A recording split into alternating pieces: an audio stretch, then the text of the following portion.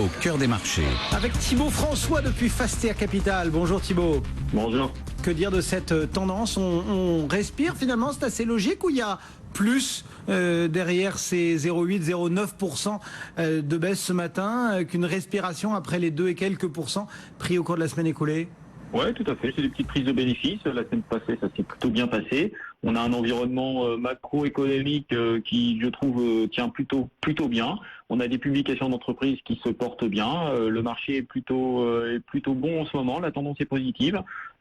Techniquement, effectivement, on en parlera tout à l'heure, j'imagine, avec les experts. Mais c'est vrai que la tendance est plutôt positive pour cette fin d'année. Donc, des petites prises de bénéfices. Et je pense que la plupart, c'est plutôt à mettre à profit dans les portefeuilles. Il y a quand même beaucoup d'opérations financières, toujours. On voit Altran, on voit GFI, on voit Altamir qui finalement se base sur les deux. Comment est-ce que vous regardez toutes ces opérations?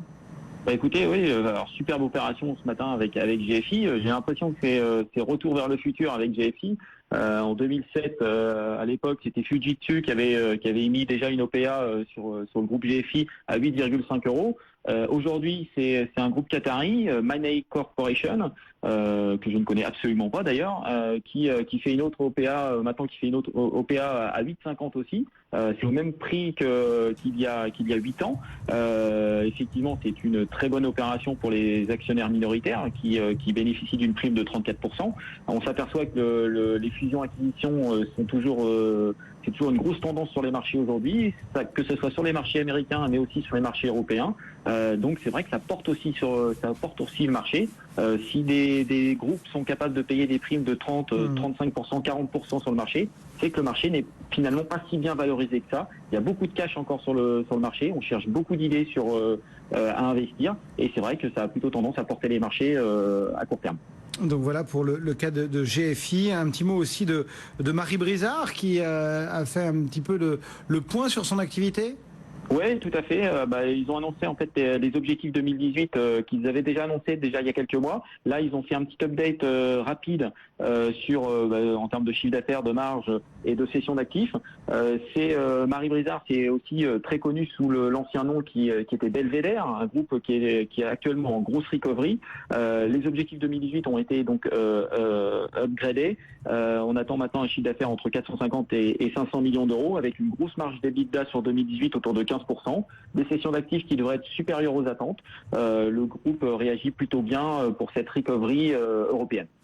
Voilà donc pour quelques idées qu'on pouvait lorgner ce matin. Merci beaucoup Thibaut François depuis Fastea. Regard fondamental sur le marché, regard technique également avec nos traders, 2 traders à leur poste ce matin, Mathieu Serron et Andrea Tweny. Bonjour messieurs. Bonjour tout le monde. Mathieu depuis Perceval, Andrea depuis Saxo Bank. Saxo, comment est-ce que vous visez les choses? Comment est-ce que vous appréhendez un petit peu le marché? Quelle stratégie construisez-vous, Andrea? C'est vrai qu'on a un début de semaine qui est plutôt indécis, on a plutôt une baisse, mais bon, la semaine dernière on a vu qu'on a gagné plus de 2%, même s'il n'y avait pas beaucoup de substance derrière cette hausse, ce rebond des marchés. On a quand même, c'est pas aberrant de voir aujourd'hui qu'on a des marchés qui soufflent, on va dire, un petit peu plus. C'est vrai que la tendance de fond elle reste positive, même si on a quand même un peu d'hésitation à cause notamment des rendez-vous majeurs du mois prochain, la BCE et la Fed, qui sont quand même des rendez-vous qui sont attendus par le marché, on va dire.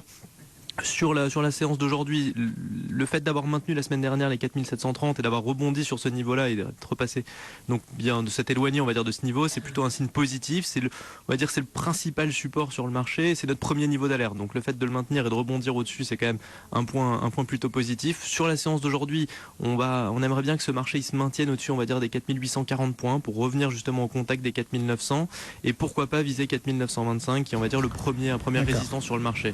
Au niveau de la semaine, on devrait rester quand même assez calme. On a une fin de semaine qui sera tronquée aux États-Unis avec notamment Thanksgiving et le Black Friday. Donc du coup, on ne devrait pas avoir des volumes énormes. Donc on devrait quand même avoir une prise d'initiative assez limitée. Mais on reste quand même sur une tendance de fond qui reste positive sur le marché, même si encore une fois, on sent qu'il y a plus d'hésitation sur les dernières séances. Stratégie dessinée par Andrea Tweny depuis Saxo Bank. Mathieu, chez Perceval, comment travaillez-vous le marché ce matin ? Achat, on continue à dérouler notre plan en travaillant dans le sens achat-vente. D'ailleurs, on peut acheter sur ce niveau de prix, vers 4855-60. On peut considérer ce niveau. Mathieu, on vous entend excessivement mal. En fait, on comprend pas un traître mot de ce que vous dites. Problème de liaison qu'on va essayer de résoudre. Merci beaucoup en tout cas à tous les trois. Donc Thibaut François chez Fastea, Mathieu Serron chez Perceval et Andrea Tweni du côté de Saxo Bank. Le marché est toujours en baisse pour le moment. Le CAC 40 qui consolide dans le bon ordre après une semaine passée plutôt favorable. BFM Business, intégral placement, 10h.